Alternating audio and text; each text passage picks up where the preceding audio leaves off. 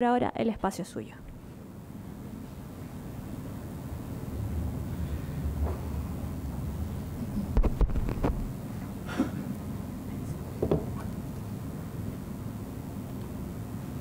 Antes les quiero agradecer sinceramente la concurrencia y esperamos un tema que es bastante complejo, tratarlo de hacer fácil y no tan polémico, da lo que está pasando en la coyuntura. Okay, esto lo hemos hecho en conjunto con Mauricio, así que le agradecemos sinceramente y una perspectiva. ¿En qué sentido? Vamos a hacer una introducción, los fraudes financieros, vamos a hacer análisis de casos y principalmente después algunas consultas. La idea principal hoy día es tratar algunos temas, que ustedes vean algún tipo de información y vean en realidad de casos que ya pasaron o actuales, cuál era la información que existía al mercado, cómo reaccionó el mercado y para que se den cuenta que en general los fraudes, más que un mito urbano, es una cosa que se puede detectar, se puede ver y simplemente es porque uno no quiere ver simplemente o porque el cerebro, el lóbulo izquierdo con el derecho no están funcionando o como uno quiere, se hace nomás y no quiere entender que las cosas están pasando. Esa es la perspectiva de lo que vamos a tratar de ver hoy día. ¿Okay? Hago un disclose. Principalmente esta es una actividad académica, por lo tanto cualquier discusión que esté detrás es simplemente académica y no es una opinión, sino que herir a nadie, sino que simplemente una discusión de tipo académica. ¿Okay? Lo principal, el tema de los fraudes, es definitivamente si somos ignorantes financieramente, si los organismos que le cae fiscalizar, como la CMF u otros, en realidad no lo hacen, o solo vemos lo que queremos ver porque no nos interesa o en realidad no estamos atentos al mercado, o simplemente maldad, que también es factible en los fraudes. Principalmente uno cuando se enfrenta a esto, a los fraudes tanto internos en las organizaciones como en los procesos, uno dice a nuestra gente no comete fraude, a nosotros no nos puede pasar. Lo hubiéramos sabido y habríamos revisado las áreas críticas. Si hay un fraude, lo habríamos detectado. El daño no será de importancia, por lo tanto lo podemos manejar y nos quedamos callados. Estamos cubiertos porque el área de cumplimiento, el área de riesgo, tiene todo esto controlado. Esas son semánticas que nosotros siempre pensamos con relación a este tema.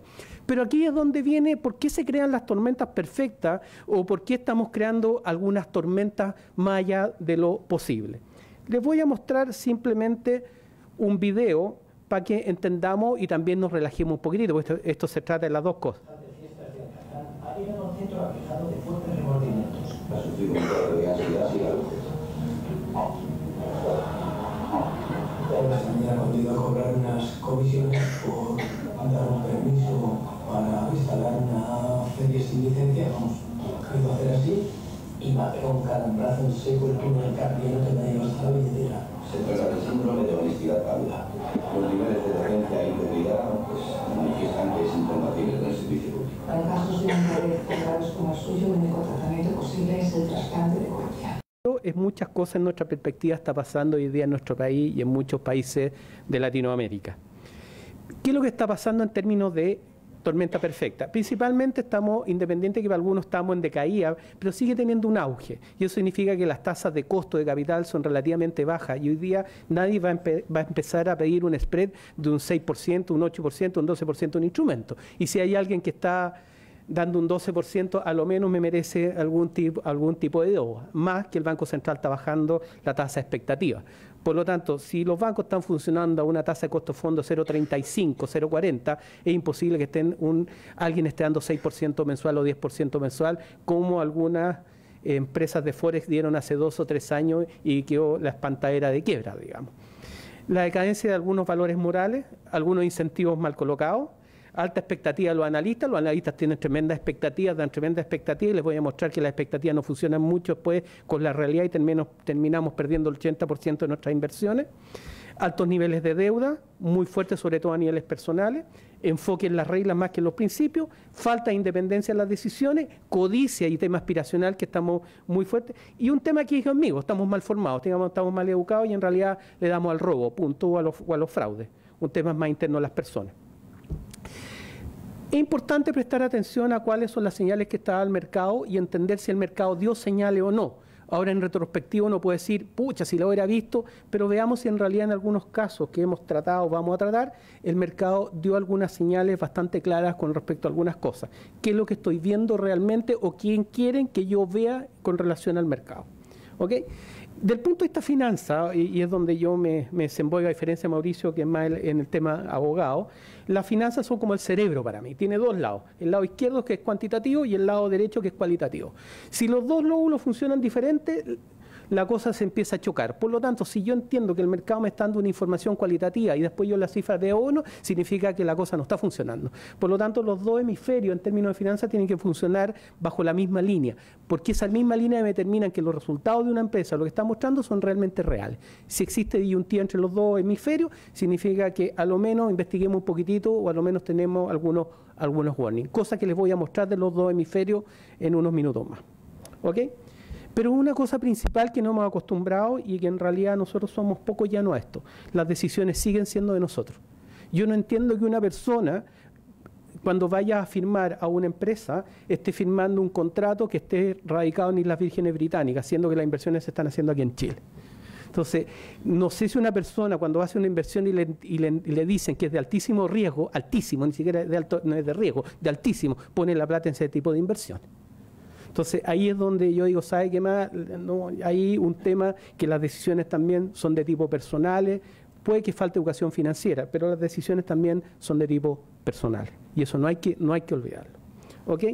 Desde el punto de vista formal mío, ¿por qué se producen los fraudes desde mi punto de vista? Pues vamos al tema académico. Es principalmente porque existe la fantasía. Todos queremos aspiracionalidad hoy día y si las tasas son bajas queremos ganar más plata, lo que es lógico, yo también. Queremos hacer más negocios y existe un poco de fantasía en las cosas. Y como existe la fantasía, se produce un poquito el fraude. ¿Por qué? Porque uno está ilusión. Y esto está todos los segmentos, desde los quesitos, que se acuerdan que estamos en un C2, C3, hasta Mr. Chan, que está en un ABC1, a un intermedio que yo en la escala de Maslow lo tengo muy abajo, al señor Garay, que en la escala de perspectiva está muy abajo, digamos, porque aparte es muy poco lo que se fue, entonces lo tengo en la escala de perspectiva de necesidad humana bastante baja en la escala. Y por eso se produce el fraude, y yo llamo la última cosa la tontera. Como persona inteligente se puede meter en cada cosa, yo creo que por algo de que conversamos de aspiracionalidad y en un mercado que está en auge, o como estamos en nuestro país, intentar inversiones del 6 o 7% no son netamente reales. ¿Ok? Si vemos un poquito académicamente, el fraude, ¿por qué se produce? Por tres elementos que se conjugan. Primero, la oportunidad de la persona. Se presenta la oportunidad y pega el manotazo o roba. La segunda es la presión de sus congéneres, la presión del medio, porque quiere ganar más plata, la rentabilidad baja, el desempleo, alto estrés, presión interna. Se produce la presión para que la persona robe. La racionalización. Empleados poco satisfechos, tienen mayor habilidad para racionalizar acciones propias, que es la racionalidad de la empresa, robo porque tengo que robar. Y por último, como decíamos, la oportunidad, que se presenta la oportunidad para que la persona o las empresas tienen tan laxos los sistemas de control que la persona va a robar o va a cometer un fraude en distintos ámbitos, público o privado. ¿Ok?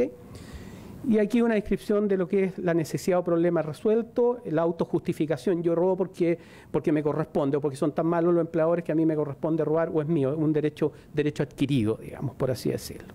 ¿Ok? Sí es importante lo que se llama las asimetrías del mercado. Hoy día estamos en mercado asimétrico. ¿Qué significa asimétrico? Todos tenemos información. La CMF, antigua SBS, tiene los balances de todas las compañías aquí en Chile desde el año 99 para adelante digitalizados. Tiene las juntas de accionistas, las sanciones, los aumentos de cabeza. No hay nada que no esté. La Bolsa de Comercio tiene todas las transacciones y acciones. Entonces, cuando uno dice no existe información, sí existe y está bastante fácil buscarla. El problema es que mientras exista asimetría no va a producirse un fraude. ¿Cuándo se produce el fraude? Cuando se logra romper la asimetría y la persona no logra ver lo que está pasando o no logra captar la información que le está dando el mercado, y por eso le hacen el fraude en diferentes ámbitos. Desde la estafa piramidal, Ponzi o cualquiera que ésta sea, es porque la persona piensa que es un buen negocio y le rompen la simetría de lo que quería estar viendo con relación a la información que da el mercado. ¿Ok? ¿Se acuerdan del personaje? No lo trato por nada, sino porque está en mi escala un poco más abajo. Pero muchos de ustedes o muchas personas le creyeron. En esta universidad había un personaje que le llamábamos el cantante, porque no podíamos decir el nombre, porque si no, como los señores abogados nos mandan querella, que era Montaner, le decíamos que quebró 3 empresas y más de una corredora, y nosotros aquí le decíamos el cantante para evitar cualquier tipo de querella subyacente. No voy a ir nunca a la televisión porque todos los que han ido están presos, entonces prefiero no ir a asistir. Pero ustedes le creyeron a este personaje. Le creyeron por admiración, por credibilidad, por la ropa que vestía, por confianza. Y ese es el problema. ¿Por qué le creyeron? Él tenía Conversap, una empresa de exitosa negocio, y terminó siendo una vulgar estafa piramidal. Y simplemente porque le creyeron a una persona, confianza. ¿Por qué confían? Si es algo que en finanzas uno se enseña desde chico, que en la confianza está el peligro, y uno no es que no deba confiar, pero lo menos preguntar. Y si no entiende, pregunte 3 veces, si tienen que contestar las preguntas, porque es la mejor manera de tener cuidado y no verse involucrado en un fraude financiero. ¿Ok? Simplemente, perfecto, ¿qué es lo que entiende la Real Academia de la Lengua como un fraude? Una actitud contraria a la verdad y a la rectitud que perjudica a las personas contra quien se comete. Después Mauricio le va a explicar, pero yo he intentado descubrir en qué legislación está el fraude y no está definido. Que una cosa no está definido legalmente aquí en Chile. Sí el tema del fraude público, pero no el resto de los fraudes, no están definidos. Entonces partimos por una cosa que se da por estafa y otras cosas o por delitos tributarios, pero no porque exista el fraude determinado como fraude financiero. ¿Ok? Y hay cosas bastante importantes. El caso más emblemático en Estados Unidos es Enron, pero de lo que hablamos, de lo que es la oportunidad, la presión y la racionalización, cuando la persona tiene la capacidad de robar, es intrínseco a la persona, y como es intrínseco a la persona, no podemos cambiar a la persona. Si viene mal hecha, es imposible, no la vamos a cambiar. El otro día, en la empresa donde asesoro, despedimos un cabro joven y que se robó 2 lucas, y le preguntamos por qué, porque la vi ahí. Y porque a mí me corresponde, y si está ahí es mía. Por lo menos fue sincero. Pero es porque tiene la capacidad, y eso es intrínseco a la persona, no lo podemos cambiar.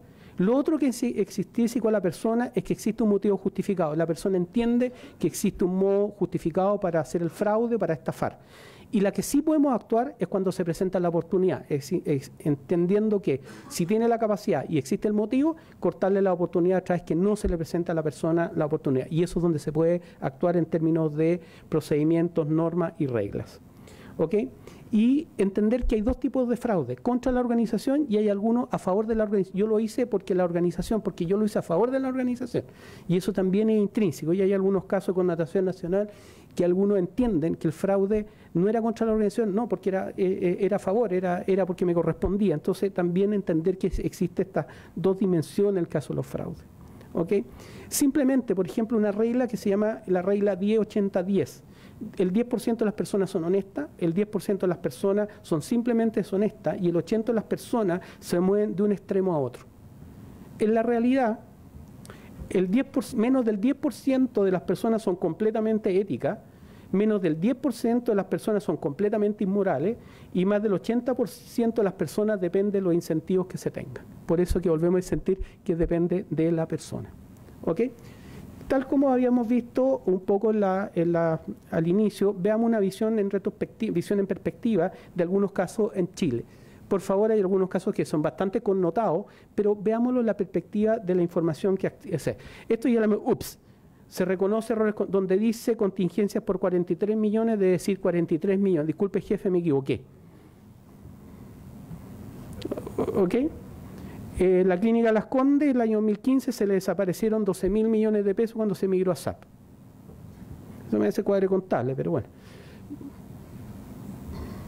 Y simplemente, no porque es un caso de actualidad, sino la Polar, que ya está más tocado, pero les voy a tocar desde el punto de vista la Polar antes y la Polar hoy día, y qué información existe en el mercado con respecto a la Polar. ¿Y qué información debieron haber de un paradigma de información? Que dicen, no había información, nos engañaron. Yo le digo, no, había toda la información. Los analistas se equivocaron o no saben leer estado financiero.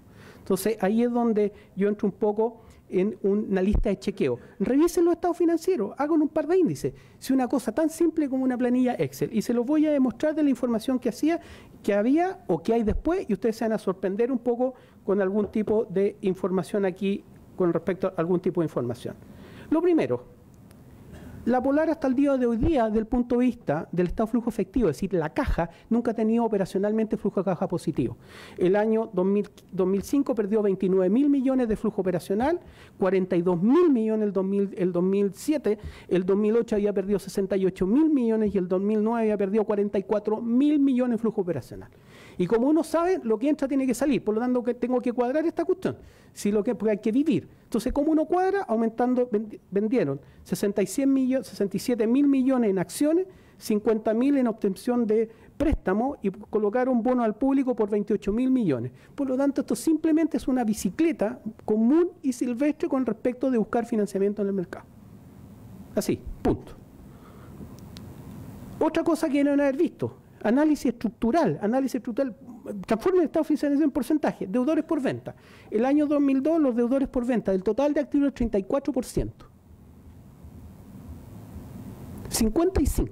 Me están diciendo que el 55% de todos los activos eran las cuentas por cobrar y no las revisaron, significa que ni siquiera revisaron las partidas. En el caso de la misma época, Falabella tiene 18, que es un negocio financiero por esencia, de prestar plata, y en el caso de Ripley, que es más arriesgada, tenía 21. Ya, algo bastante simple que se le enseña a un alumno de tercer año o segundo año en la universidad, índice financiero, así es simple. Periodo promedio de cobro, es una cosa tan fácil con periodo promedio de cobro. El 2002 eran 92 días, 343 días, y el ciclo completo de conversión de efectivo eran 390 días.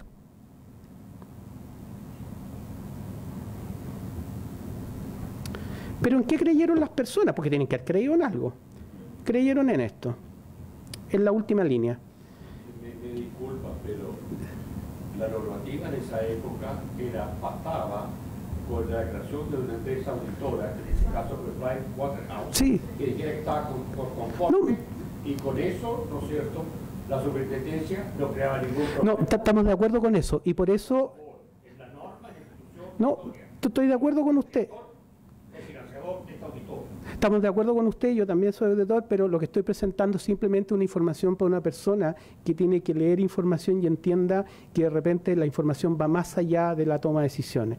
El año 2002 teníamos un 4,3% de utilidad y el año 2009 un 10,3%. La rentabilidad del sector industrial no supera el 5%. El mercado lo sabía. Estamos de acuerdo con eso, por eso esa es la idea de esta charla, digamos. Pero veamos un poco más profundo, porque veamos qué pasa hoy día. Porque una cosa es ver qué pasa en el futuro y qué pasa hoy día. Y simplemente para distender un poco, yo les voy a mostrar algo que simplemente para un poco de entretenernos un poco. Esta es la memoria de la Polar del año 2010, que es la que presenta antes de que pasara junio del 2011. Y por favor, no es contra ninguna persona ni nada. La publicidad de la Polar la hizo Zamorano, del Transantiago y Zamorano, por último, por karma no hay que invertir. ¿Ok? Y le den cuarto precio, pero para que vean ustedes de repente que los karmas funcionan. Pero veamos algo coyuntural para que digan qué pasa hoy día. Octubre del año pasado, la Polar hizo una emisión de acciones por 18.000 millones, que en el fondo fueron del ingreso y 19.000 millones.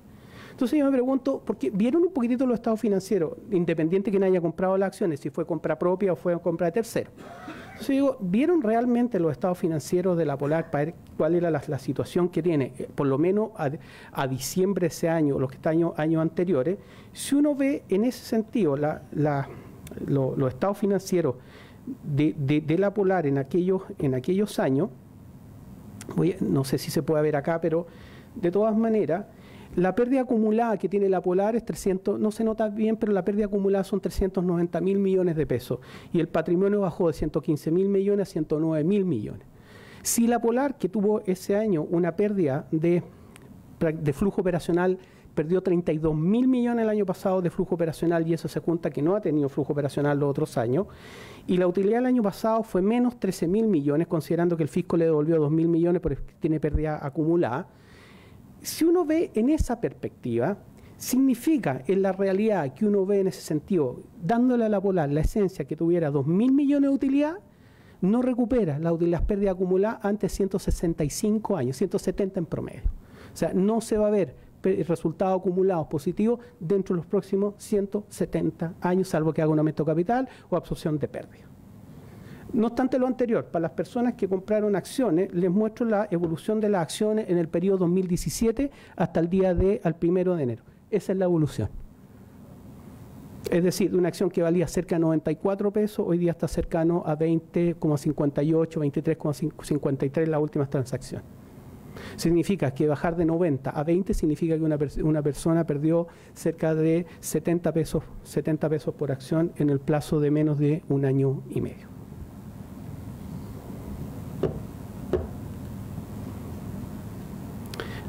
Eso es cuando todos se quedan callados y se ponen a pensar. No estoy diciendo que esto sea bueno, que el auditor sea... No, estoy diciendo de una persona que tiene que tomar decisiones, tiene que comprar una acción y a lo menos vea la información que le está entregando el mercado con respecto a los datos. No estoy diciendo que aquí haya fraude, no, absolutamente no. Estoy diciendo una persona que puede perder el 80 o el 90% del capital invertido de sus fondos que tiene simplemente porque compró una determinada acción.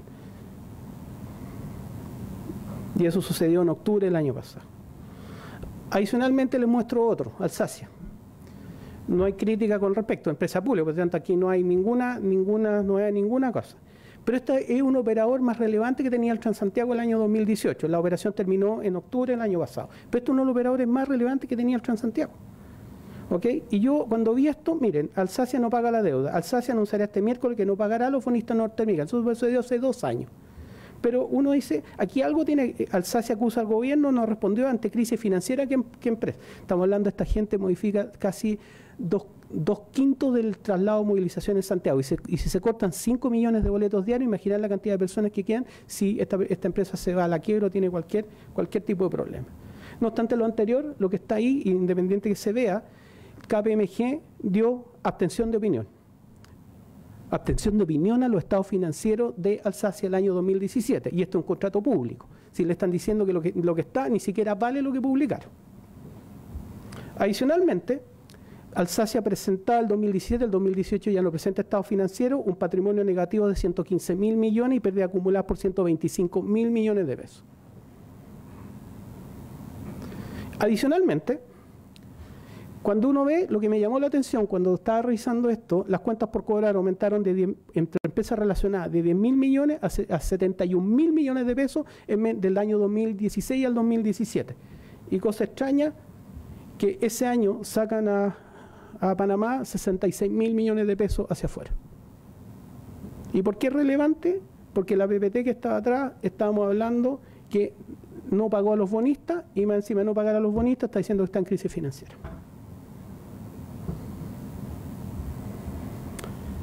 Por lo tanto, lo que uno, aparte si uno va a la nota de lo que es las máquinas, están depreciadas casi en un 95%. Es decir, todas las máquinas que anduvieron del año de Alsacia durante el año 95, pero en 2018 en la calle, estaban todas depreciadas y valían nada.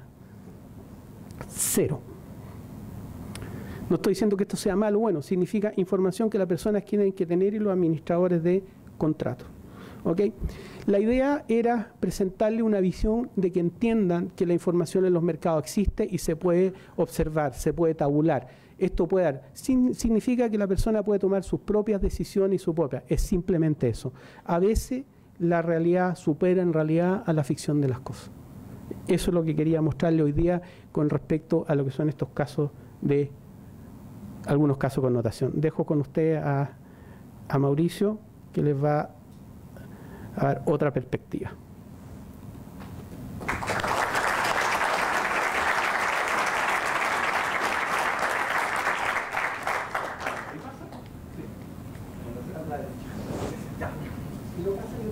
Perfecto. Bueno, buenas tardes. Muchas gracias por la invitación. Es un gusto estar acá compartiendo con ustedes esta jornada para ver fraudes financieros. La verdad es que yo lo voy a ver de una perspectiva más normativa y práctica, porque a mí me ha tocado ser abogado que interviene en muchos de estos casos de fraude financiero. Lamentablemente el día de hoy no le voy a poder hablar ni del caso Cascadas, ni de Alberto Chang, ni de AC Inversions, entre otros, porque soy abogado de esas causas. De hecho, varias de esas causas se están litigando en estos momentos. Entonces vamos a ver causas en las que yo no he intervenido y que ya muchas de ellas se encuentran con resoluciones que están a firmes. Por lo tanto, ya podemos hablar tranquilamente acerca de esto. Pero lo primero que vamos a ver tiene que ver con una cuestión de perspectiva más genérica, a manera de introducción. Un segundito. Ahí. A ver, la normativa que existe en nuestro país obviamente parte de ciertas bases, de ciertos fundamentos, tiene una lógica detrás, ¿no? Y esta lógica se vincula con tratar de perseverar o preservar el funcionamiento eficiente de los mercados financieros. Mercados financieros entendidos como este conjunto de canales de interrelación entre oferta y demanda de valores o de fondos. ¿Y cuáles son los principios que se consideran como relevantes para los efectos de que estos mercados funcionen de manera eficiente? Básicamente se requiere acceso de información, pero no de cualquier tipo de información. Esto es una perspectiva cualitativa, eso es lo que se busca con la legislación. La información obviamente debe ser veraz, o sea que dé cuenta de cuál es la realidad concreta, material, respecto de un determinado negocio, de una determinada empresa. No solamente debe ser veraz, esta información ha de ser útil, o sea que permita, en términos de que es suficiente y pertinente, el poder conocer, por ejemplo, lo que había hablado Jorge, el estado de una determinada empresa. Él dio el caso de Alsacia, de La Polar. Bueno, se requiere una información, no pedazos de información aislados, una información completa y suficiente. Y obviamente también se habla muchas veces de transparencia. ¿Pero qué significa el tema de la transparencia? También se ve desde la perspectiva del escrutinio real que se puede hacer por parte de cualquier persona en relación a esos antecedentes. Y para esto se debe conocer con claridad cuál es el origen de esa información, porque el origen de esa información le va a permitir a las personas que actúen, que sean agentes del mercado, poder evaluar cuál es el peso y credibilidad de esos antecedentes. En definitiva, lo que se pretende es que todas las personas tengan una posición de igualdad para hacer un escrutinio efectivo respecto de los antecedentes de los agentes que se mueven en el mercado financiero. Eso es lo relevante. No es que las personas tengan efectivamente ese escrutinio, que lo hayan hecho, un poco lo que decía Jorge, ¿no? Dado un conjunto de antecedentes e información. El punto no es si la gente hizo o no ese ejercicio. El tema es que si la gente tiene la oportunidad de hacerlo. Si esto se da, entonces se satisface el objetivo que establece la ley para estos fines.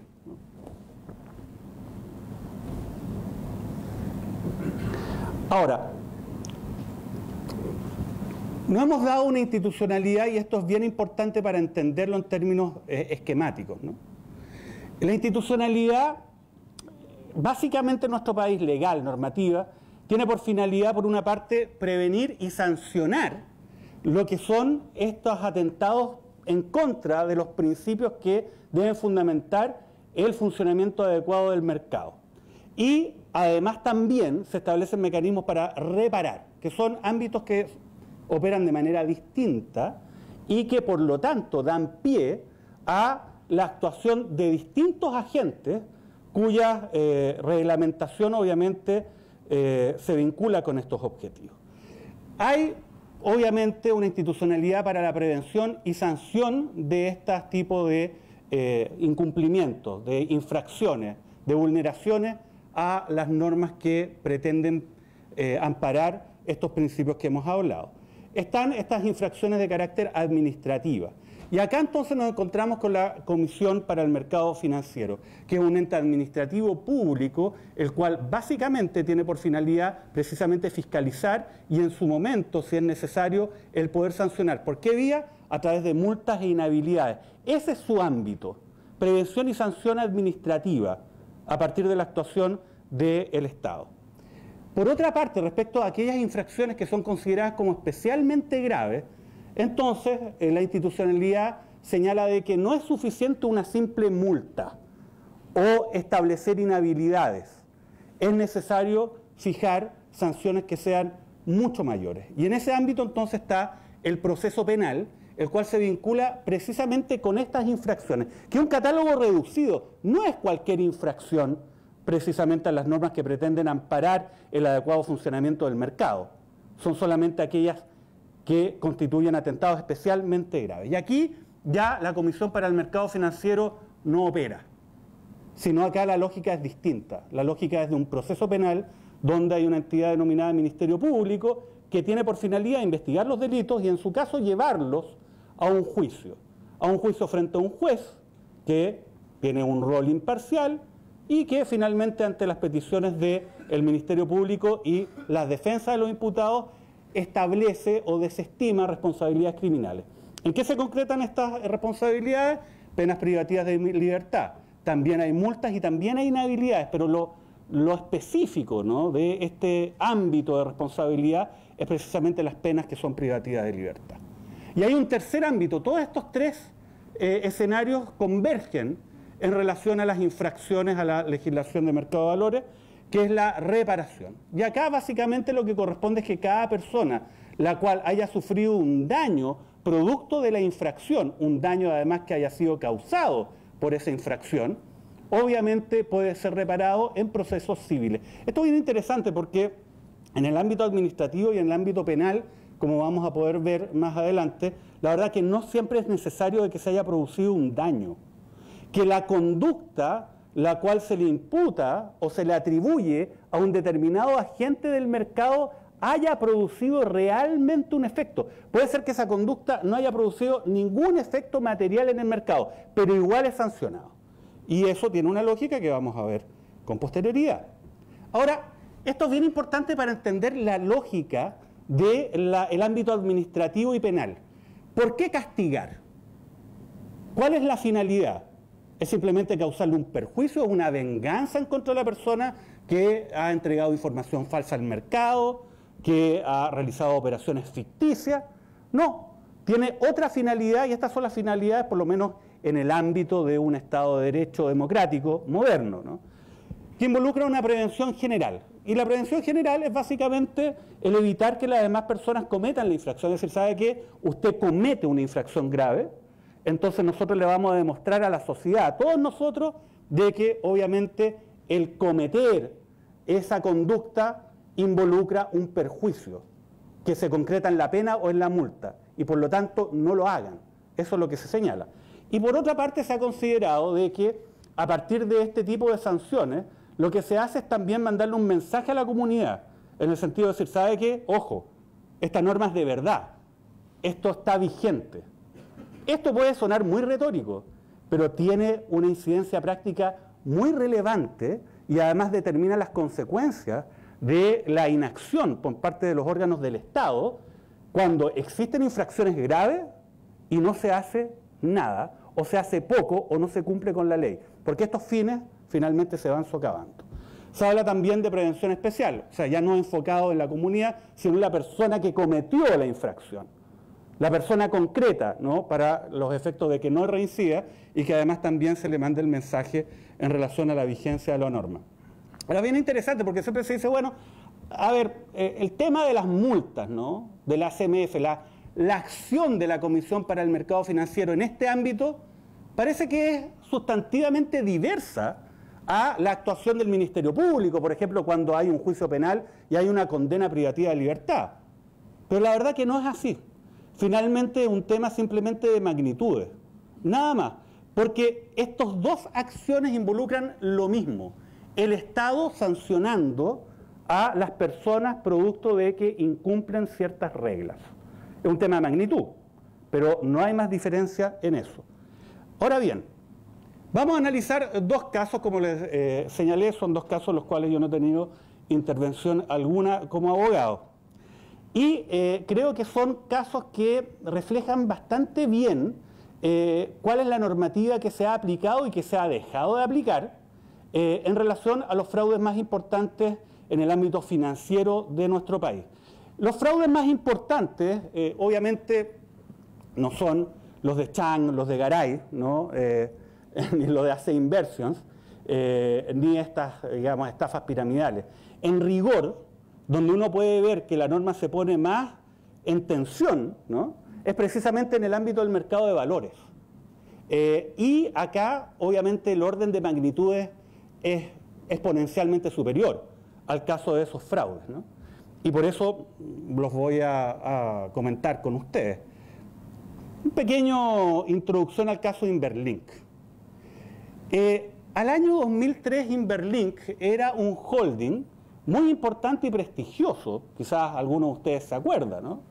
Era de los más importantes de nuestro país, su dueño era una de las personas más destacadas también en el ámbito del mundo financiero de Chile, que no lo voy a nombrar porque no voy a dar nombres hoy día, pero si alguien lo quiere decir en voz alta yo no lo voy a callar. Pero el punto es que habían 41 empresas de este holding, un holding enorme, grande, prestigioso. Corredoras de bolsa, fondos mutuos, factoring, mutuos hipotecarios, securitización. Estoy simplemente mencionando algunos porque no me cabían en la página. Y el asunto es que era tan prestigioso este holding que no solamente operaba con entes privados, ¿no? Fondos de inversiones de los más importantes en Chile, sino que funcionaba y operaba también con entidades estatales, como lo vamos a ver en unos momentos más. Pero, ¿qué es lo que ocurrió? Y esto es algo que yo siempre veo en todos los casos importantes en nuestro país. Acá se descubren los grandes fraudes no porque la institucionalidad que está abocada a poder detectarlos, analizar la información, llegan y digan, mire, ¿sabe qué? Oye, acá hemos encontrado un antecedente y hemos abierto una caja de Pandora y está este mega fraude. No, siempre son accidentes. Uno de los accidentes recientes fue el caso Penta, ¿no? Estaba Hugo Bravo, y obviamente sin Hugo Bravo no habríamos sabido nada. Si no se pelea Hugo Bravo con los dueños del grupo Penta, la verdad que no habría caso de financiamiento ilegal de la política ni nada de aquello, digamos, y todo lo que vino por delante. No seguiré hablando de esa causa porque también soy querellante ahí. Pero el punto es el siguiente. El entonces presidente del Banco Central llega un día a su oficina y encuentra en su bandeja de correo un correo que le rebotó. ¿Y le rebotó por qué? Porque la persona que lo envió, se lo envió a una cuenta de un ejecutivo de Inverlink. Lo envió con un error. Le agregó una L más a @inverlink.cl. Entonces rebotó porque dijo, ¿sabe qué? Esta es una dirección que no existe. Y vino de vuelta. ¿Qué es lo que había en ese correo electrónico? Habían antecedentes que la secretaria del presidente del Banco Central estaba enviando al ejecutivo de Inverlink acerca de decisiones que iba a adoptar el Banco Central sobre tasas de interés. Después se descubrió de que esto ella lo hacía regularmente. Y no solamente eso, sino que además recibía pagos a cambio de esa información. Pero la investigación siguió. Y se descubrió que no solamente el Banco Central le estaba entregando información anticipada sobre decisiones de tasa. Se descubrió que el Instituto Nacional de Estadística también le enviaba información a Inverlink de manera anticipada sobre variaciones del IPC. Y se descubrió también que se mandaba información por parte de la Superintendencia de Valores y Seguros respecto de acciones de fiscalización que iba a realizar la entidad respecto de empresas del grupo Inverlink antes que se concretaran. ¿Y cómo se hacía esto? Básicamente porque ellos manejaban una red de personas a quienes pagaban de manera bastante generosa dentro de cada una de estas organizaciones para obtener esa información anticipada. Y obviamente con esa información anticipada ellos adoptaban decisiones para aumentar sus ganancias y evitar pérdidas. Ese era básicamente el punto de toda esta actuación. Pero esto era genérico, ¿no? Sin embargo, aquí ocurrió algo que era mucho más específico y aquí donde el escándalo se hizo total y da cuenta además de lo feble que son en la práctica las instituciones que estaban a cargo de controlar el buen funcionamiento no solamente del mercado de valores, sino también de las instituciones públicas. Porque ¿qué es lo que ocurrió? Bueno, surgió el caso Corfo Inverlink. ¿Y en qué consistía el caso Corfo Inverlink? Tiene varias complejidades, pero yo se lo voy a explicar de manera bastante genérica. Lo que hacía Inverlink era que tomaba un depósito a plazo de un banco de la plaza. Tomaba un depósito a plazo por 100, por ejemplo. Perfecto. Inverlink lo que hacía en ese momento era tomar contacto con el jefe de finanzas de Corfo, persona obviamente que también era pagada por parte de Inverlink. ¿Y qué es lo que le decía? Mira, hagamos una cosa. Yo este depósito a plazo que adquirí a 100, tú cómpramelo a 110. Ah, ya, perfecto. Pero como no lo podían hacer directamente, porque Inverlink era corredor de bolsa también, y lo tenían que hacer a través de un tercero, entonces se ponían de acuerdo y decían, mire, ¿sabe qué? Yo Inverlink voy a endosar este pagaré, o sea, se lo voy a transferir al corredor y tú después se lo adquieres a el corredor y le pagas solamente el monto de su comisión, 1 o 2. O sea, al final se hacía Corfo de este documento. Pero acá viene lo interesante. El jefe de finanzas de Corfo no se quedaba con el documento que venía con 2 endosos pegados. ¿Qué es lo que hacía? Le pasaba el documento original de vuelta a Inverlink. ¿Qué es lo que hacía Inverlink? Le sacaba físicamente los endosos.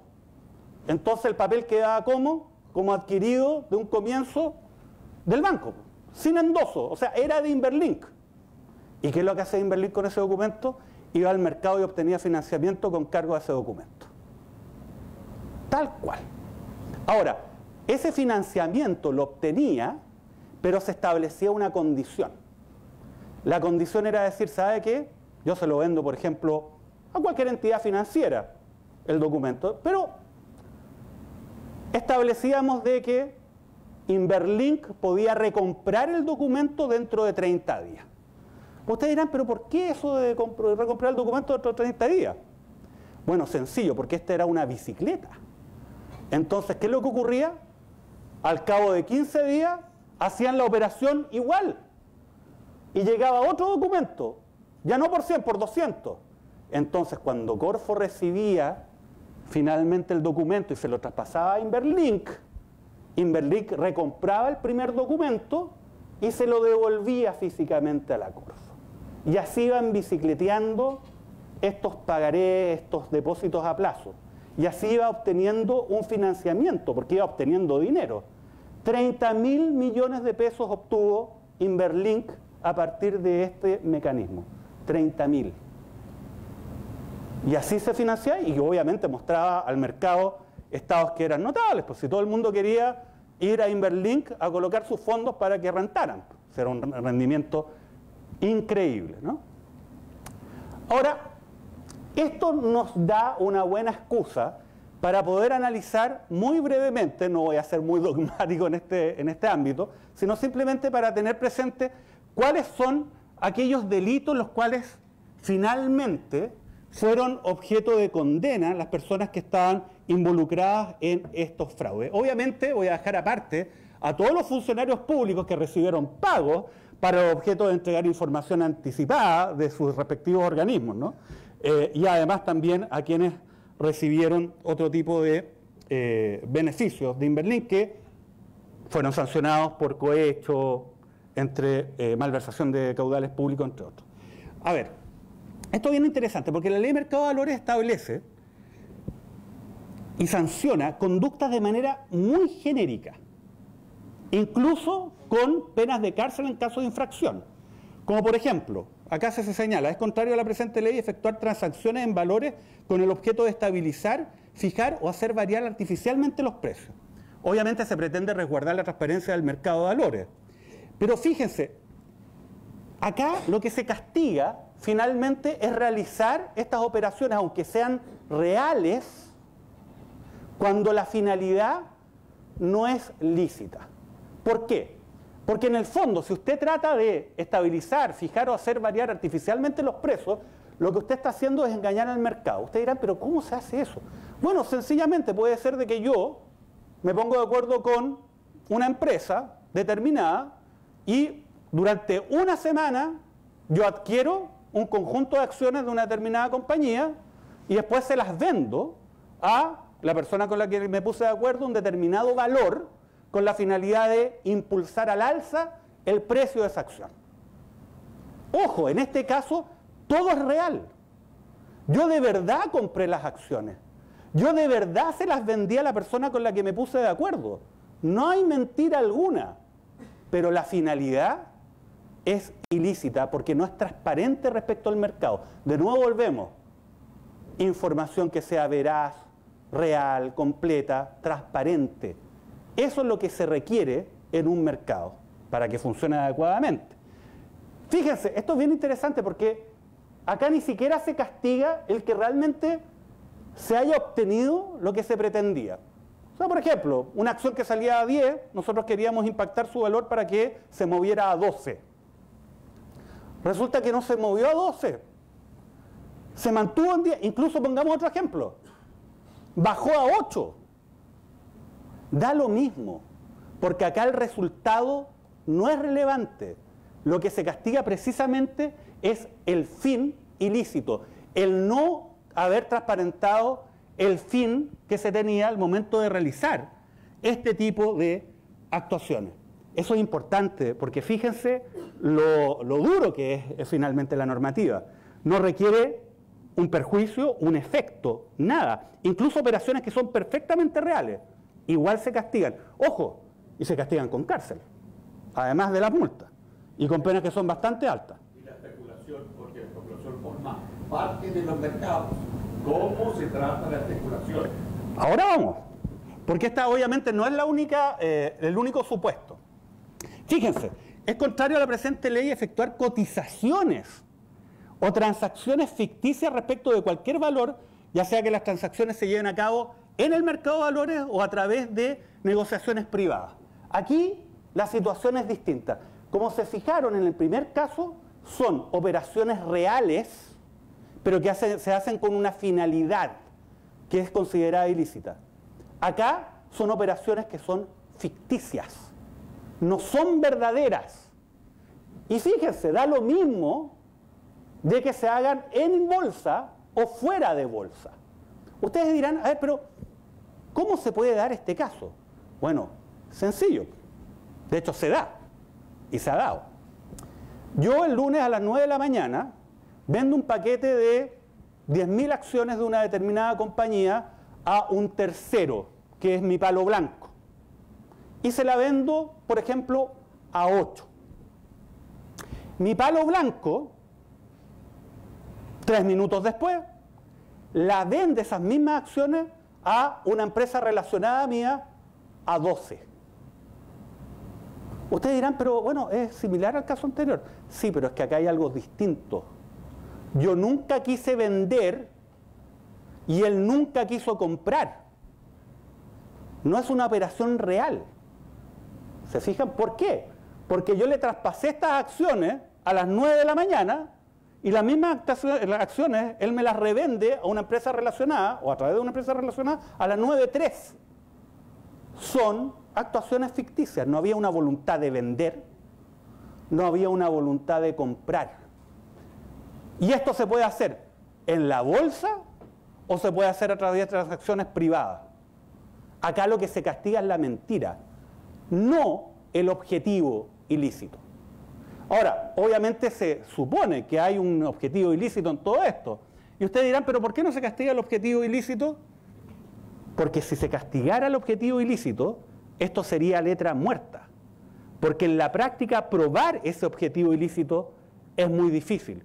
Y lo que se quiere es resguardar de manera eficaz el mercado de valores y su correcto funcionamiento. Por eso es que se establecen estas figuras. Estas figuras, bueno, nosotros, típicos abogados, tenemos palabras raras y conceptos particulares para designar las cosas.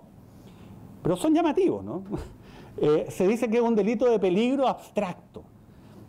¿Qué significa eso? El manejo en estado de ebriedad. Para ponerlo de una manera concreta, si ustedes lo pillaran manejando en estado de ebriedad en medio del desierto de Atacama, sin que exista ninguna persona a su alrededor y por lo tanto sin poner en riesgo absolutamente a nadie con su manejo en estado de ebriedad, usted iría a la cárcel igual por manejo de estado de ebriedad. ¿Y por qué? Porque la ley presume el peligro. El peligro no es en concreto, no es analizar, a ver, usted estuvo manejando en el desierto de Atacama, había alguien ahí, podía impactar a alguien, podía chocar realmente, puso en peligro a alguien. No, da lo mismo que en concreto haya puesto en peligro a alguien. Se supone que usted puso en peligro por el solo hecho de cometer la conducta. ¿Por qué se hace esto? De nuevo, para poder facilitar la aplicación de la ley. Porque si usted tuviera que probar de que puso en peligro concreto con esta conducta el buen funcionamiento del mercado, la posibilidad en la práctica de poder sancionar este tipo de transacciones ficticias, la verdad que sería poca, sería más bien letra muerta. Una linda norma, pero que no tendría ninguna aplicación. No se requiere una voluntad o fin específico, como lo que habíamos hablado en el primer caso. Basta que sean ficticias. Ahora, estas son las tres conductas base, ¿no?, que se sancionan en nuestra legislación de mercado de valores para los efectos de poder resguardar el buen funcionamiento del mercado.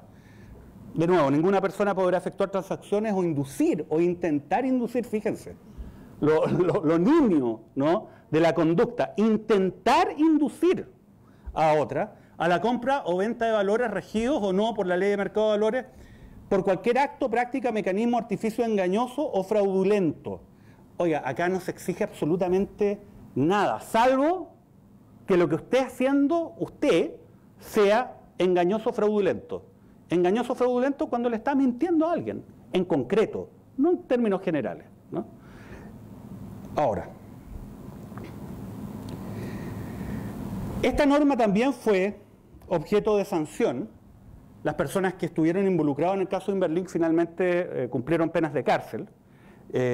Y uno de los supuestos más importantes y que son de usual utilización en nuestro país cuando hay persecución administrativa o penal en el ámbito de mercado de valores es esta norma. Esto es lo que más se aplica en nuestro país, esto es lo usual. A quienes se sancionan penalmente y también con multas, a quienes maliciosamente proporcionan antecedentes falsos o certificaran hechos falsos a la Comisión de Mercado Financiero, a una bolsa de valores o al público en general para los efectos dispuestos en esta ley. Maliciosamente proporcionaran o certificaran. Maliciosamente en general, ¿qué es lo que ocurre? Estábamos viendo el caso La Polar, por ejemplo. Ellos también fueron sancionados por esta norma a condenas de cárcel. Ahí habían antecedentes falsos, porque en el fondo ellos estaban mostrando una cartera de deuda que era irreal por el mecanismo de repactaciones. Ellos hacían repactaciones automáticas. O sea, tenían un conjunto de personas que no pagaban y ellos llegaron a un punto que lo hacían de manera computacional. Tenían un software y seleccionaban a un grupo de esas personas que no estaban pagando y los repactaban unilateralmente. ¿Qué significaba eso? Que nunca los llamaban. La persona que era el deudor nunca supo de que había llegado, entre comillas, a un acuerdo con La Polar. Entonces esa cartera vencida y que era mala, la transformaron en una cartera vigente y que parecía que era no tan mala, ¿no? Y ellos a partir de eso hicieron sus estados contables y eso es lo que informaron a la entonces Superintendencia de Valores y Seguros, y obviamente la Superintendencia le informa al mercado. Esa es la relevancia. De nuevo, ¿se fijan lo que estamos hablando al comienzo? No hay una información real, completa, fidedigna, que permita un escrutinio que sea efectivo, ¿no?, respecto de la situación de la empresa. Y eso se castiga, y se castiga acá. Pero también se habló en un momento respecto de la certificación. Y ahí ha habido gran polémica respecto de la labor de lo que son precisamente las empresas que certifican, ¿no?, los estados contables de estas compañías. Y en general no han sido condenadas. ¿Y por qué no han sido condenadas? Porque está el elemento malicioso. O sea, ellos recibían información falsa de parte de las empresas y los auditores obviamente analizaban a partir de esa información. Y ellos certificaban los estados contables a partir de esa información. Hay discusión acerca si es que fue una actitud más bien pasiva y pudieron haber hecho más, ¿no? Hay quienes decían que no, hay quienes dicen que sí. Incluso muchos dicen, ¿sabe qué? Las compañías auditoras se habían transformado en una suerte de críticos literarios, porque uno podía ir con un libro de ciencia ficción, ¿no? Prácticamente, y si estaba bien escrito, ellos decían, ok, está perfecto. Pero bueno, más allá de eso, el elemento clave es que sea malicioso. O sea, lo hacen a sabiendas. Sin duda en el caso de La Polar, por ejemplo, y en el caso de Inverlink, sin duda, estas personas lo hacían con pleno conocimiento de que estaban proporcionando información falsa acerca del estado de su cartera de deudores, porque ellos mismos la habían repactado y establecieron un mecanismo bastante singular, ¿no?, de repactación. Bueno, acá voy a avanzar rápido, pero el otro ámbito se vincula con el uso de información privilegiada, que acá, bueno, podríamos estar hablando una tarde completa acerca de esta figura, ¿no? pero solamente para repasarla, porque también ha sido fuente importante de la sanción en la Polar, la sanción en Inverlink, y en general en todos los casos de fraude financiero relativamente importante en nuestro país aparece esta figura, ¿no? Y obviamente son antecedentes que personas que por la posición que ocupan dentro de una compañía o en relación a una determinada operación, ellos reciben antecedentes y esos antecedentes pueden impactar en la cotización de un valor, ¿no? Y ahí está, esa es la definición legal, están los antecedentes que tienen carácter de hecho esencial. También está, y esto se vincula con la realidad de nuestro mercado de capitales, de nuestro mercado de valores, ¿no? El punto 3 es una reforma que no es tan antigua a la ley de mercado de valores, ¿no? Las decisiones de adquisición, enajenación, aceptación o rechazo de ofertas específicas de un inversionista institucional en el mercado de valores. Inversionista institucional, una AFP. Obviamente, imagínense si una AFP llega importante en nuestro país y se sabe que ya, este mes voy a tratar de adquirir acciones de la compañía X. Obviamente, si esa decisión se conoce, va a impactar el valor, pues, obviamente, ¿no? Y por lo tanto, los ejecutivos que están al interior de la AFP o que han intervenido de alguna manera en la toma de esa decisión, están en la situación de ser poseedores de información privilegiada y obviamente ellos no pueden utilizarla. Hay prescripciones, una vez que es muy importante. Siempre hay prescripciones. Eso es relevante. La Securities Exchange Commission no prescribe los delitos. Prescriben en 20 años. Y ahora está, ¿no es cierto?, el caso de LAN con Piñera, así es, presidente, con Cueto, está y lo prescribe y está en carpeta. Hace como 8 meses acontece ex gerente general de Sokimich, $125.000 y por los ADR en relación a la operación al transar en las bolsas de Estados Unidos. Bueno, efectivamente, en todo caso, en esos casos hay una ventaja, que la prescripción se interrumpe, ¿no? Se para la prescripción cuando existe una investigación vigente. Entonces, por lo menos en esos casos, efectivamente, el caso LAN está vigente en Estados Unidos. Acá la Fiscalía lo investigó, pero desechó el caso. El caso en la SEC está vigente. El caso CQM, bueno, yo ahí soy querellante y algo intervine en esa arista, digamos, de la SEC. Cursó multas por $30 millones en Estados Unidos y suspendió el proceso, ¿no? En contra de CQM. No lo terminó, lo suspendió bajo determinadas condiciones que tiene que cumplir dentro de un periodo de tiempo, ¿verdad? Y acá la verdad es que se llegó a un acuerdo por parte de la Fiscalía con SQM para que se terminara la causa por cohecho, que es la misma por la cual fue sancionado por $30 millones, y está suspendida, no está terminada, acá se terminó a cambio del pago de $3,5 millones. $3,5 millones, yo le voy a explicar. Es una fracción de la utilidad diaria de SQM que obtiene a partir en un 40% de la explotación de pertenencias del Estado de Chile en el Salar de Atacama. Bueno, esa es... a ver, hay sanciones administrativas. Las sanciones administrativas, que son básicamente multas, corresponde a cualquier persona que tenga esta información privilegiada. ¿Y cómo se concreta? Con multas e inhabilidades. Se dice, mire, sabe que usted no va a poder ser ejecutivo, director, gerente de ninguna empresa que esté bajo la fiscalización de la Comisión para el Mercado Financiero.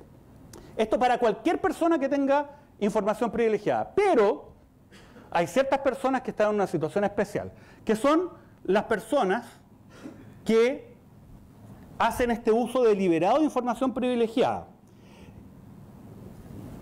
Ahora, no son todas las personas las que pueden ser objeto de una sanción penal por uso de información privilegiada. Cualquier persona puede ser multada, pero no cualquiera irá a la cárcel. ¿Quiénes pueden ir a la cárcel? Este conjunto de personas. Ahí yo se la estoy exhibiendo, no me voy a detener mayormente para poder hacer más fluida esta charla. Pero este conjunto de personas, la ley, lo que dice, ¿sabe qué? Por la posición en que usted está, yo voy a presumir que toda la información que usted tiene respecto a la compañía es privilegiada. Se presume, usted no lo tiene que demostrar. En los otros casos hay que acreditarlo, ¿no? Acá no. hay una presunción legal de que los directores, gerentes, administradores, ejecutivos principales y liquidadores del emisor inversionista institucional, en su caso, tienen información privilegiada. ¿Usted utilizó esa información privilegiada? No, no solamente le voy a pasar la multa, usted se va a ir preso. Abogado, esto es lo mismo que sucede en los directorios con la norma del interlocking, que hay directores que participan en 2 directorios y son empresas que supuestamente compiten. Claro, es que ahí también hay que ver si es que finalmente ellos han sido declarados como un grupo económico o no. Ahí hay distintas lógicas, ¿no? Pero efectivamente hay que señalar que ellos pueden utilizar la información privilegiada no solamente en beneficio de ellos, sino también de un catálogo de personas que pueden ser compañías en las cuales ellos participan. Habitualmente en propiedad más que en administración, ¿no? Esos son los casos de personas que por su posición manejan información privilegiada. Usted no tiene que acreditarlo. Si usted está ahí, usted es usuario de información privilegiada. La ley lo presume, aunque no sea así.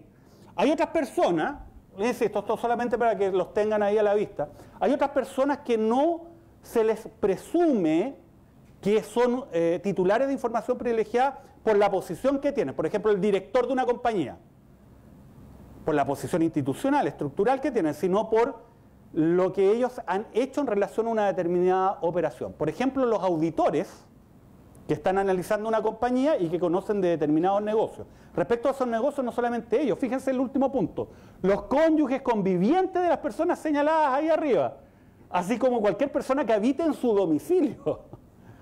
Todos ellos se presume que son usuarios de información privilegiada, titulares en rigor de información privilegiada. Porque el tener información privilegiada no se sanciona. Lo que se sanciona es el uso de esa información. ¿Cómo se sanciona? Insisto, en los primeros casos, multa. En los segundos casos, multa y cárcel cuando la ley presume que usted es titular de esa información.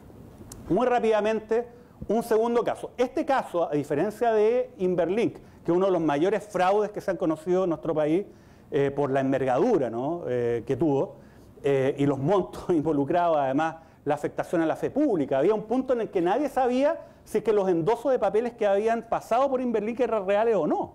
Hubo una crisis importante porque era un actor relevante en el mercado y todos tenían pagaré, todos tenían depósito a plazo, muchos eran detentadores de estos documentos que habían pasado por Inverlink.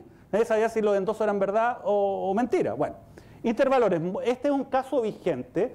¿Por qué lo presento ahora? Lo presento ahora porque este es un caso que ustedes van a estar escuchando durante los próximos meses y creo que va a ser muy importante. Bueno, obviamente estamos frente a una corredora de bolsa, ¿no? Ustedes saben de que finalmente todas las operaciones en una bolsa de valores no se realizan por cualquier persona, sino son los corredores los que lo realizan. Los corredores lo realizan de manera directa a nombre de ellos o habitualmente lo que uno hace cuando quiere comprar acciones, uno va y le pide a una corredora que las compre por uno. Bueno, ¿cuál es el tema? Y esto es lo notable.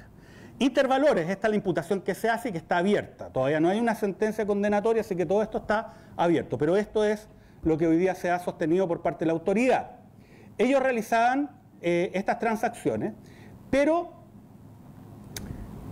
ellos debían mantener, como son los que operan en la bolsa, y como cuando ellos compran o venden, son las corredoras, ellas las que se hacen responsables de esas operaciones, y no pueden excusarse de que su cliente no les entregó plata. Por ejemplo, si yo llego y compro $2 millones en acciones, por encargo de una empresa X, y me lo encargan a mí como corredor, y resulta que la empresa no llega con los $2 millones, yo corredor tengo que colocar el dinero.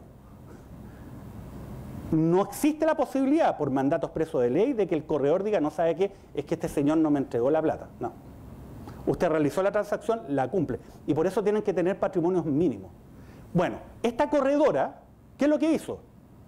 Lo que hizo fue funcionar ocultando la situación patrimonial real. ¿Y qué es lo que hizo? Y fíjense, a esto se le pasó a toda la autoridad fiscalizadora, se le pasó al mercado en general. O sea, el mercado chileno no detectó de que Intervalores incluyó en su contabilidad activos por más de 390 millones de pesos que no existían y omitió pasivos por 140 millones de pesos que no existían. Y a partir de eso le mintieron a diario a la SMF y al mercado en general entre octubre del año 2017 y mayo del año 2018, y lo que hicieron fue presentar índices de patrimonio, índices de liquidez y índices de solvencia absolutamente falsos. Que es lo que hizo la CMF. Una de las primeras sanciones importantes que este nuevo órgano se ha aplicado. Recordemos que la CMF es un comité, es un consejo, que es integrado por distintas personas que reemplaza la figura unipersonal de la Superintendencia de Valores y Seguros. Y en este contexto, un segundito, se aplican entonces estas sanciones, que yo diría que son las sanciones más importantes que ha aplicado esta nueva institución. En el ámbito administrativo, ¿se acuerdan que yo les dije que estaba este tema de las multas, ¿no? Pero también hay una causa penal. Estas personas se encuentran formalizadas, estuvieron en prisión preventiva, ahora están en arresto domiciliario nocturno y están a la espera de que se termine la investigación. Después de la investigación, la Fiscalía, que es el órgano que está a cargo de llevar la investigación criminal, la SMF ya no forma parte de la ecuación. Una vez que termina la investigación, ellos pueden decidir, ojo, ya los voy a llevar a juicio, les voy a levantar cargo y vamos a ir a un tribunal y ahí vamos a tratar de establecer que estas personas son culpables o inocentes. Lo segundo puede decir, ¿sabe qué? No, yo me he convencido que estas personas son inocentes y cierra la causa con un sobreseimiento, o dice, ¿sabe qué? No sé si son inocentes ni culpables. Y cuando yo no sé si son inocentes ni culpables, lo que digo es, voy a dejar la causa ahí, nadie va a juicio y queda ahí stand-by. Bueno, es matar la causa igual. Bueno, esa decisión todavía se encuentra pendiente, ¿eh? Respecto a las multas anteriores, los abogados de las personas involucradas recurrieron de apelación. Pero este es un caso intervalores que es bien importante porque, insisto, da cuenta lo frágil que puede ser el mercado en cuanto a la información que recibe, la baja posibilidad de un escrutinio que hay, a pesar de todas las normas que hemos visto, para los efectos de poder evaluar cuál es la situación real, no de cualquier agente, pues acá no estamos hablando de una empresa, no estamos hablando de la Polar, estamos hablando derechamente de un corredor de valores. Para finalizar, y este es el mensaje que me gustaría señalarle. No basta con una legislación moderna y penas ejemplares. ¿Qué es lo que se requiere? Se requiere de una fiscalización real y eficaz. Si ustedes le muestran la legislación chilena a cualquier persona en el ámbito internacional, van a pensar que vivimos en Suiza. Derechamente, porque nuestra legislación en muchos ámbitos es bastante más sofisticada que legislaciones de países desarrollados incluso. Y las instituciones aparecen como bastante consistentes. ¿Cuál es el problema? El problema son las personas de carne y hueso que están a cargo de llevar adelante estas instituciones, de cumplir y hacer cumplir la ley. Y en eso es donde nuestro país falla. Es un tema de usos, costumbres, de una cierta cultura institucional de impunidad que se dan respecto de grandes delitos donde intervienen grandes empresarios y altas autoridades. Y eso es lo que hay que perfeccionar, más que hacer cambios legales que siempre pueden ser útiles, pero no son determinantes. Eso. Espero no haberme extendido demasiado. Sí, un segundo. Entonces, agradecemos a Jorge y Mauricio por esta excelente instancia de aprendizaje. Le pedimos a Rodrigo Antipán acercarse para hacer entrega de un pequeño recuerdo a nuestros expositores.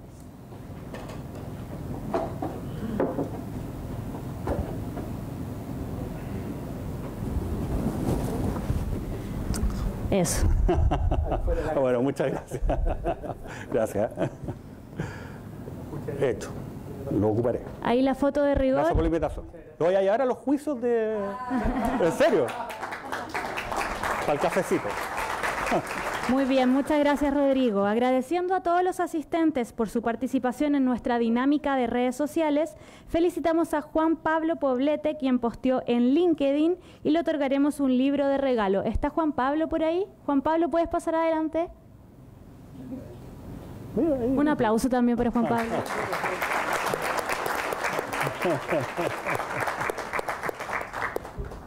Ahí el profesor te entrega tu premio.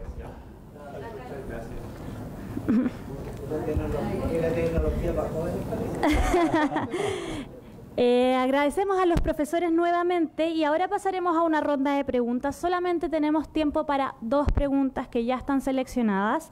Así es que hacemos las preguntas y todos quienes tengan más preguntas las pueden hacer en el café. Ahí van a estar los profes respondiendo todo lo que quieran.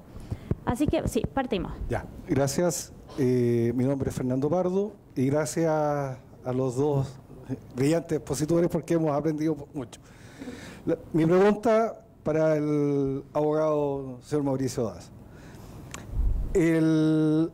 Usted tocó el tema de la fiscalización, pero yo creo que en Chile, ahí está la falla, porque regularmente las personas que es el fiscalizador con las sillitas musicales, cualquiera sea el gobierno de turno, me da lo mismo. Generalmente el fiscalizador trabajó en la empresa que anteriormente, o sea, trabajaba y después tiene que fiscalizar a su propia empresa. O sea, a su ex empresa. Y son empresas que están asociadas por, bueno, ya sabemos, por los holdings, hay intereses familiares. Entonces, el problema a lo mejor no es la fiscalización, es la norma. Es que derechamente la persona que vaya a fiscalizar no tenga ninguna relación ni con los socios, ni con las empresas, ni que haya trabajado en aquellas. Gracias. ¿Contestaste? ¿Sí? Bueno, a ver, efectivamente, siempre se habla de la puerta giratoria de la delincuencia. ¿Se han fijado que ese es como el gran tema de las personas que cometen portonazos, delitos en contra de la propiedad, que son los que tienen mayor incidencia social en la práctica? Pero poco se habla de la puerta giratoria entre el Estado y las empresas reguladas por el Estado. ¿Cuánto ex subsecretario está hoy día sentado cómodamente en el directorio de alguna de las empresas del área que alguna vez le tocó supervigilar? ¿Cuánta autoridad sectorial también está ahí? Es cosa de ver lo que ha ocurrido durante los últimos días, no voy a decir mucho más. Pero el ámbito, digamos, es que efectivamente acá hay un tema normativo. Las inhabilidades no solamente deben estar enfocadas en el periodo en que una persona está ejerciendo como autoridad. Es obvio que una persona que es superintendente de valores, ahora miembro de la Comisión para el Mercado Financiero, no puede paralelamente estar asesorando a una sociedad anónima que transa sus valores en bolsa. Eso es obvio. Pero también sería obvio de que no pudiera hacerlo dentro de un periodo previo o posterior, ¿no? A el asumir estos cargos. Y la verdad es que, bueno, entre otras cosas yo soy asesor legislativo en el Senado, no es muy popular en esta época decirlo, pero es así, hace varios años, y yo he visto cómo cuando se discuten estos temas se presentan indicaciones, o que son propuestas de modificación a un proyecto de ley en discusión, por varios parlamentarios que se sabe que, a ver, extendamos la inhabilidad 2 años después de que la persona deja el cargo, o 2 años antes de que la persona deja el cargo. Oye, y inefablemente fracasan esas votaciones. Entre gallo y medianoche, porque esto no aparece en las noticias, pero fracasan estas votaciones y dicen no, porque eso es atentar en contra de la libertad de trabajo de las personas, qué sé yo. Que es un eufemismo finalmente. Pero fíjate que más que un tema normativo, insisto, si acá el problema no es tanto la ley, sino son los usos y prácticas de las autoridades.